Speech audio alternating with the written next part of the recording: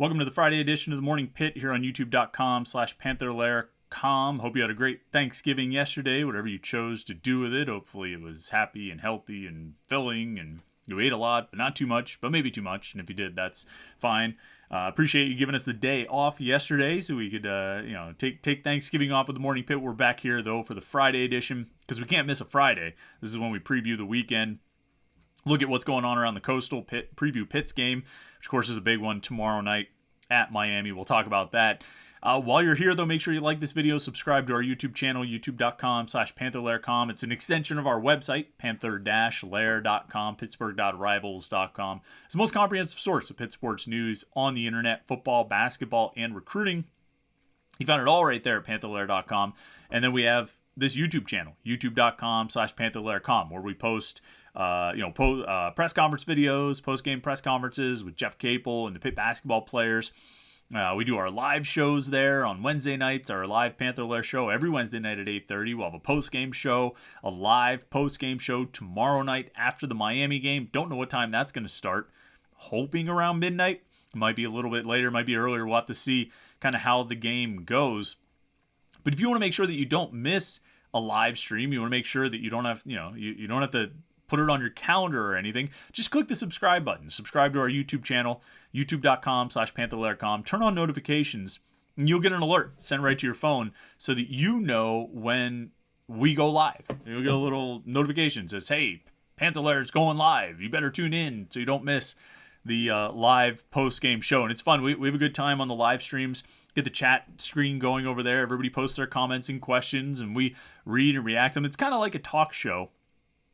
Or almost like a call-in show, I guess I should say, just without hearing your voice. You just hear my voice the whole time, and I read your comments so we can but we do have kind of a conversation, a back and forth. So we have that. That's like a call-in show. And then we do this every day, Monday through Friday, the Morning Pitt. It's more of like a talk show where we talk about whatever's going on in the world of Pitt sports, kind of break everything down, get you ready for your day, give you some Pitt talking points and topics to discuss and think about throughout the day. And here we are, the final Friday of the regular season for Pitt football, sitting at 7-4, heading into the finale at Miami tomorrow night. It's an 8 o'clock kickoff at Hard Rock Stadium, or whatever they call that thing down there. I'm not going to even get into my thoughts on what it's like to cover a game at Miami. It's not exactly reporter friendly in the setup. And I didn't go down there in 2020, but I was there in 2018. 16 and 14. I think 2014 was the first game I covered at Miami, and then 2016 and 2018. Oh, no, I didn't go in 2016. So I've covered two games at Miami, 2014 and 2018. And not a lot good to say about that experience, but that's neither here nor there. What's more relevant is how Pitt's going to do against the Hurricanes tomorrow night. Miami's playing for bowl eligibility. Pitt is playing for an 8th win in the regular season, which is kind of, it's what we've said for a while is sort of the floor for this program. It's what I think should be the floor for this program is 8 regular season wins each year. I feel like that the way the schedules are built, and obviously this is going to change a little bit as the ACC changes its scheduling format, doing away with 2 divisions and going to just sort of one 14-team division. It's going to change a little bit, but I think with the way the schedules are set up, if you're I guess I would say a top half Power 5 program. If you're in the top half of the Power 5, you maybe even the top 40 or so Power 5 programs, you should pretty much have 8 wins as the floor. And, on the off chance you might have a down year, bad injuries, just kind of you get some holes on the roster and you end up only winning 7, that might happen. But it should really be 8 wins as a floor every year, with the opportunity as you build rosters, and particularly for a program like Pitt that's sort of not in that elite echelon, you're going to have ups and downs. You should have 8 wins as the floor, sort of setting yourself up so that when you have one of those ups, when you've got sort of everything that comes together personnel-wise, like last season, where you had this senior quarterback who had, a couple years of starting experience, and you had some good playmakers you would put around him, and offensive line, the defense, and all that stuff.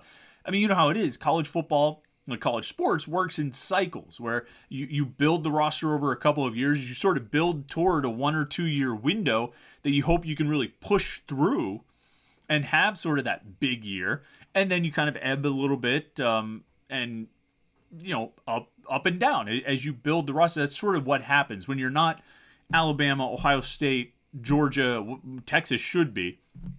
And when you're not one of those programs, it can kind of stockpile the elite talent so you don't really have those down years, or your down year is like a 10-win season, or 11 wins with a win in the bowl game, or a down year is the year you don't win the conference, or the down year is the year you don't make the playoff. For the vast majority of college football, there's going to be those ups and downs, those cycles that come and go. And certainly last year was a peak of the cycle. With Kenny Pickett and Jordan Addison and the offensive line and the way the defense was built, and they capitalized. They won the ACC, and they went to a New Year's Six Bowl. Now, I know you could probably look at it and say, well, they should have really capitalized and beat Western Michigan and beat Miami and gone to the playoffs. Well, it didn't work out that way. It's going to be tough to work out that way. I think if you're a program like Pitt, to go undefeated. I mean, we've seen good teams struggle to make it through 12 regular season games without a loss. But I digress. That was sort of a peak. And then they have to, they came back down a little bit this year. And ideally they'll build toward another 1 or 2 year window here coming up in the next few seasons. But in the meantime, that floor has to be 8. I think 8 wins is where the floor has to be for this program. In the regular season, I'm talking about, not 8 and 5. With your eighth win coming in the bowl game. Like I think 2019 fell below the bar because they went 7-5 in the regular season and they didn't get that 8th win until their bowl game. I think you want to be playing for a 9th win in the bowl as sort of the baseline, the floor for the program year to year. And that's what they have an opportunity to do tomorrow night when they go to Miami. Pitt's favored by almost a touchdown in this game. The last time I checked, they were -6.5. Which seems like a big line for Pitt at Miami, regardless of where Pitt is this season, regardless of where Miami is this season. And I think both teams have fallen well short of the expectations they had coming out of the summer. But just the simple fact of Pitt playing at Miami makes it a hard sell for me on, or a tough sell for me on -6.5. Yeah, I mean, the stats. I've repeated it a bunch of times because I can't believe it. They won there in 2014. It's the last time they beat Miami at Miami. It was 2014. But it's even worse than that before that, because the last win prior to 2014 for Pitt at Miami was 1963, 8 days after Kennedy assassination. JFK was assassinated. 8 days later, Pitt won at Miami. 51 years later, Pitt won at Miami again. I mean, it's almost unbelievable how long of a stretch. Now, they didn't play every year in that 51-year stretch. They had breaks in the series. Obviously, after Miami left the Big East to go to the ACC, there was a break in the series there. I think there was another break earlier as well. So it wasn't year after year after year. It wasn't like playing Syracuse, and they went, where they play Syracuse every year since the 1950s, and they have a 51-year stretch where they don't win a road game. It's not like that. So you have breaks in there, but that's still a long time. And even just Miami and Pitt, regardless of venue, you go back over the last 25 games, Pitt's won 3 times in the last 25 games. That 2017 game, of course, Kenny Pickett's real kind of breakout, his first game as a starting quarterback at Pitt, when he upset Miami in the regular season finale. 2014, which was when Pitt went to Miami, that last road win against Miami. James Conner was on the team, but he was kind of banged up. But that Miami team had really just quit. And then 1997, which is an early season game. And you remember that one of the most memorable wins, one of the biggest wins, one of the best wins in the last few years of Pitt Stadium. It is interesting that the last 2 wins Pitt has against Miami were in regular season finales, 2017 and 2014. It's a position they find themselves in this year, going to Miami to close out the regular season. But all of that stuff, I said it's a hard sell for me, or a tough sell for me on Pitt -6.5, given all of that history. But of course, each year is different. Each year is unique. Each year is independent of others. And when we look at this matchup here, Pitt versus Miami in 2022, it's not Pitt versus Miami in 2021 or 2020 or any other season. Of course, Miami has had some not good teams that have managed to beat Pitt. 2019 is the example that comes to mind. That was not a good Miami team.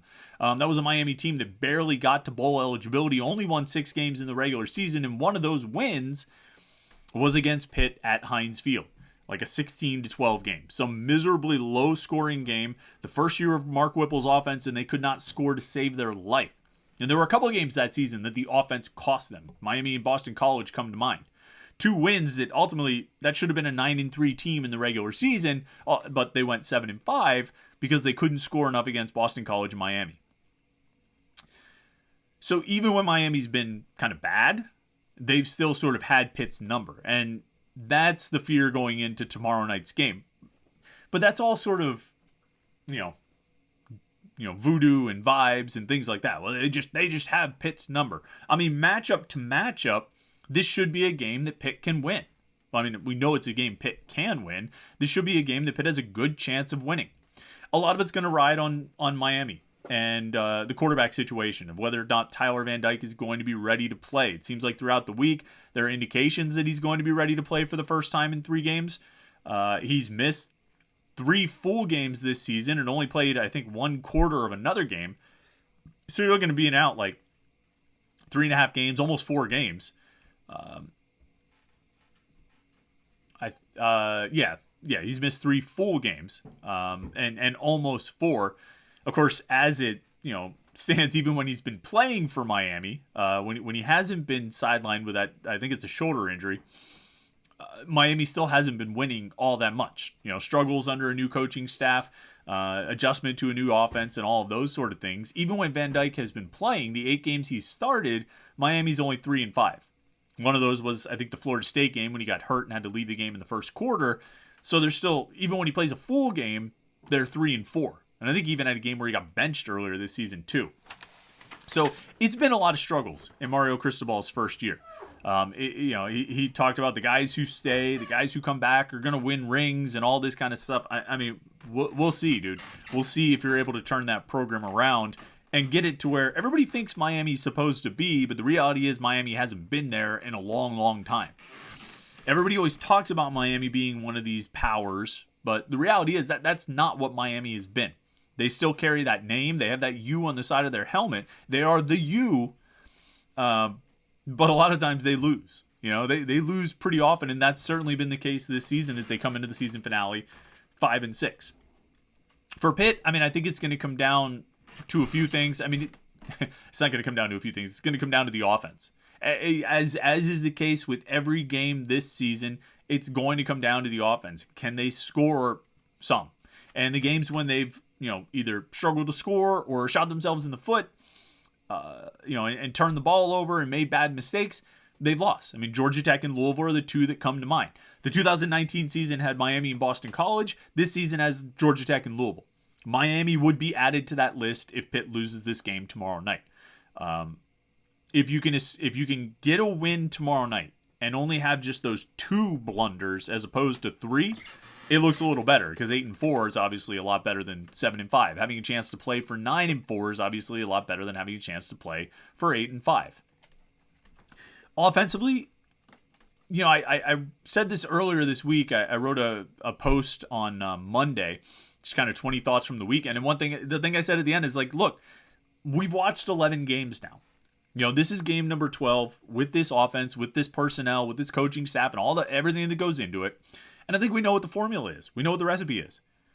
Play great defense, run the ball well, try to have 1 or 2 drives where you're able to make some plays in the passing game, and then try not to screw it up. Particularly with the pass, try not to screw it up. And that's kind of what it comes down to. And they've been defending well enough. I think over the last, certainly Syracuse and Virginia games, I think the defense played pretty well against Duke. Didn't give up too much, ended up giving up an extra touchdown that, where they're on a pretty short field after the punter fumbled the ball. I think they played pretty well against Duke. They played well against Virginia and Syracuse. And to be honest, I mean, for the most part, they had a pretty good game against North Carolina and Drake May. It fell apart at the end. But some of that was because Pitt's offense couldn't stay on the field. But they did a good job for the most part against Carolina. But even if you just want to go over the last 3 games, I think this defense is playing really well. And they're going to give you a chance to win as long as you don't screw it up. Don't throw, bad turnovers. Don't turn the ball over inside, in the red zone. Don't turn the ball over in opponent territory. Don't turn the ball over when you get inside the 30. I mean, that obviously doomed them against Louisville. They had another bad turnover in the red zone, in the end zone against Tennessee. Don't make those mistakes. Hold on to the ball when you get across the 50. Don't screw up. Don't play super tight and just settle for field goals every time. But protect the ball and, like I say, establish the run. Miami's been pretty solid against the run this year. Top half of the ACC. I think they're 44th nationally in rushing defense. But Clemson just ran for 200 yards on them. Didn't really throw for much, but they ran for 200 yards. Pitt's going to try and do that as well. I mean, actually, the Clemson blueprint, the Clemson game plan against Miami, or at least what they were able to do, is probably what Pitt would like to do. Miami had 98 yards of total offense. Clemson rushed for 200 yards. That's the formula. Play great defense, establish the run, don't screw it up with the passing game. And get like 1 or 2 drives where you're able to move the ball through the air.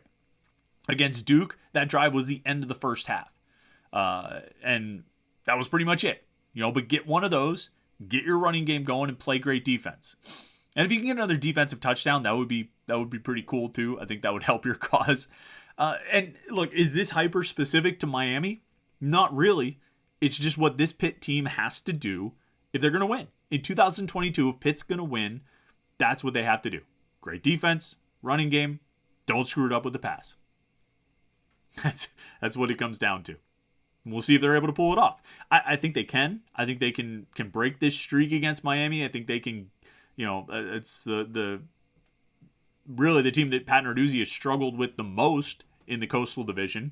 Once he stopped losing to North Carolina, although he's back on track there. But he's at least got 2 wins against Carolina. He's only got 1 against Miami. And so I think he can, I think this is as good a year as any to sort of, take one back. And obviously, if Tyler Van Dyke plays, that's going to be more challenging. If it's Jake Garcia or Ja'Cory Brown, I think Pitt should have a better chance. They know the formula. They know the blueprint on defense. They know what they need to do, create pressure and, be sound in their assignments. It's going to be a bit tougher if Haba Baldonado and Kalijah Cansey can't play.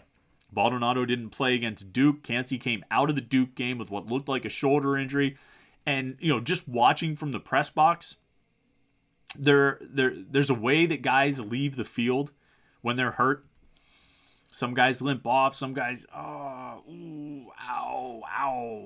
I got an owie. And some guys are mad when they come off. And usually, you don't usually get too angry about cramping up. You don't get too angry about a shoulder that just, you just, a stinger or whatever. You don't get too angry about a lot of different types of injuries. Your hamstring's sore, or you pulled your hamstring or something. You don't get angry about it. You get angry a lot of times. This isn't 100%, and this is definitely not a medical diagnosis, but you get angry when you've done something that you know is going to keep you out, at least for that day and maybe longer. And I'm concerned about Kalijah Cansey. I'm concerned about him. The first step will be to see if Cansey and Baldonado make the trip. Now, obviously, if they don't, then they're not playing. But I'm not sure if we'll see either guy tomorrow night. And that's going to make it challenging. I mean, those are 2 of your best defenders. You still got linebackers that I think are playing well. They're coming together. I think they get better every game. You've got a secondary that I think has played well all season. But, especially if you're facing Garcia or Brown, you're going. I think you're going to want to get pressure. You want to get after those guys and make life difficult on them. And then, especially if it's Van Dyke. Although Van Dyke, interestingly, hasn't been pressured all that much this season. I think teams are choosing to play coverage against him. And when he's been throwing while not under pressure, he's thrown 4 interceptions this season, Tyler Van Dyke has. 3 of those have come when he's had a clean pocket, according to Pro Football Focus. Garcia and Brown are kind of the same thing, actually. Those guys have thrown 6 interceptions combined, and they've all been from a clean pocket. So a lot of times, I think teams are choosing to sit back and play coverage against these guys. I don't know if that's how Pitt will approach it, but that's what a lot of other teams have done. All right, let's look around the Coastal here for this weekend. 2 Friday games that you'll be able to watch today. Well, 1 Friday game involving the Coastal, 2 ACC games today. 3:30, they're both rivalry games. Carolina hosts NC State at 3:30 this afternoon. Carolina's -6.5. Can they bounce back from an unforgivable loss to Georgia Tech? That's going to be the challenge for Carolina. I'm pretty sure they can. I'm pretty sure they will. And then at 7:30, actually tonight will be a good one to watch. Florida at Florida State. Florida, a disappointment at 6-5. Florida State sort of surging. They're 16 in the rankings right now. They're 8-3. They're -10 or -9.5 against Florida. That should be a good one to watch. Florida State really seems to be on the rise. When you talk about betting lines, though, tomorrow at noon, Georgia Tech at Georgia. Georgia is 35.5 point favorites. I don't think Georgia Tech's going to win that game. Of course, but 35.5 is a ton. I might give them more respect than 35.5. I might take Georgia Tech plus 35.5. I don't know. Elsewhere in the Coastal, Duke is hosting Wake Forest in a rivalry game. Wake is actually favored, 3.5 points at Duke. Both teams are 7-4. So far this season, Wake is 3-4 in the ACC. Duke is 4-3. Pitt's at Miami, as we talked about. And then the other game involving Coastal teams, Virginia at Virginia Tech, the rivalry game ending the season, has been canceled. Virginia canceled their game against Coastal Carolina last week in the wake of the shooting that took the lives of 3 Virginia football players. It was totally understandable. And then I think heading into this game, these are 2 3-win teams. Virginia and Virginia Tech, they have 1 win in the ACC. There's nothing at stake here but, concession revenue. And I think Virginia Tech, and the ACC all got together and said, listen, let's not do this. All right, let us get into the offseason and try. I'm not going to even say heal, because that seems like a stupid term to talk about here, because I don't think you heal. Just you figure out a way to live with it. And, I think that's probably what Virginia is saying, and I think everyone's going to be more than respectful of those wishes. So that game canceled. So you've only got 1 game with 2 Coastal teams facing off, and that's the one we're all going to be watching tomorrow night at 8 o'clock, Pitt at Miami. So we'll see what happens. I mean, this offense, I talked a lot about how they were getting better. They were taking steps forward in the Virginia, even a little bit in the Carolina game, and then the Syracuse game and the Virginia game. I don't think they took any steps forward really in the Duke game, aside from that 2-minute drive at the end of the first half. They're going to need to get a little bit better. Show some signs here. Jared Wayne, Bub Meads, Kanate Mumfield, get those guys involved. Gavin Bartholomew, you might want to throw it to him. Maybe. Like a pass on target. Maybe. I don't know. Suit yourself. Decide if you want to do that or not. But Izzy Benicanda, get him back in action. He wasn't available at the end of the game against Duke, which is why Sibo Flemister was running. But get him back in action. Get him rolling. Like I say, play great defense. Even if you're missing a couple of key guys. Establish the run. Try not to screw it up with the pass. Embrace the chaos and hang on for dear life. All right. Like I said, I hope you had a great Thanksgiving. Hope you enjoyed the holiday yesterday with family or friends or however you chose to spend it. We appreciate you tuning in here today for the Friday edition of the Morning Pit. Appreciate you watching these things all week and all season. It's been a lot of fun, and we're not going to stop just because the regular season is over. We'll have these going all year long, or at least until I get tired of doing it and don't want to do it anymore. So we'll have that going. But for now, you can like this video, subscribe to our YouTube channel, youtube.com/Panther-Lair.com. We appreciate that very much. Like I say, thanks for checking it out today. Have a great Friday, whatever it is you're doing today. If you're working, you're off, whatever it is, have a great Friday. Enjoy your Saturday, and we'll talk to you tomorrow night live after the game for the post-game show right here on youtube.com/Panther-Lair.com.